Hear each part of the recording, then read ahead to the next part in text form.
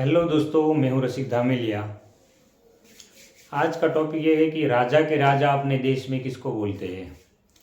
अपना देश लोकशाही है तो राजा तो राज्य में मुख्यमंत्री और राज्यपाल को बोल सकते हैं और देश में प्रधानमंत्री और राष्ट्रपति को बोल सकते हैं। लेकिन अगर वो कुछ गलतियां करे या फिर वो प्रजा के ऊपर जुल्म करे या प्रजा के विरुद्ध में कोई कामगिरी करे देश के विरुद्ध में, तो अपने न्याय के लिए कहाँ जा सकते हैं।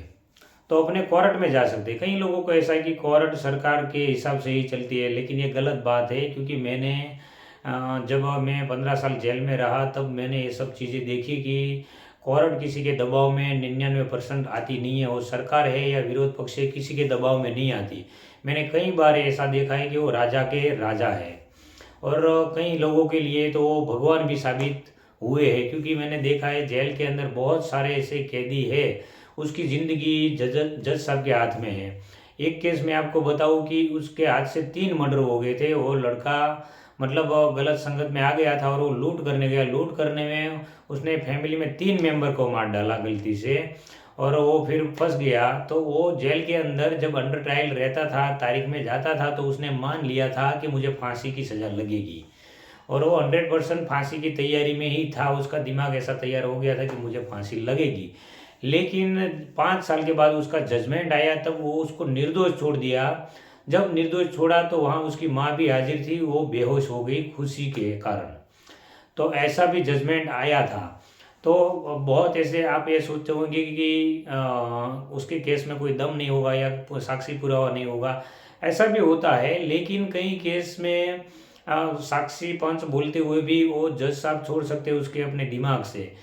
क्योंकि हर एक केस के अंदर सजा लगने के भी पॉइंट रहते हैं और हर एक केस के अंदर छूटने के भी पॉइंट रहते हैं। वकील साहब कितना भी कोशिश करे या दलील करे, क्योंकि मैंने हजारों केस ऐसे देखे हैं कि सेशंस कोर्ट में सजा लगती है, हाई कोर्ट में छूट जाते हैं, या फिर हाई कोर्ट में भी सजा लगती है तो सुप्रीम से भी छूट जाते हैं।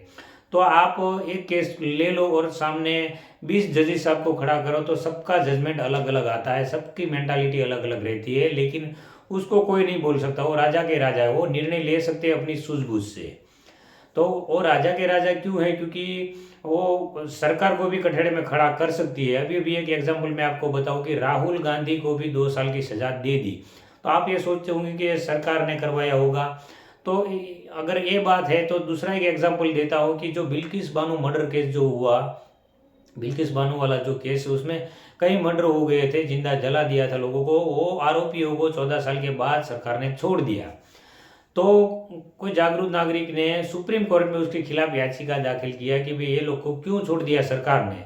तो सुप्रीम कोर्ट ने वो याचिका एडमिट कर ली और सरकार को भी खड़ा कर दिया है कठेड़े में कि ये लोग को क्यों छोड़ा। तो ये राजा के राजा है, मतलब जो जज साहब है वो।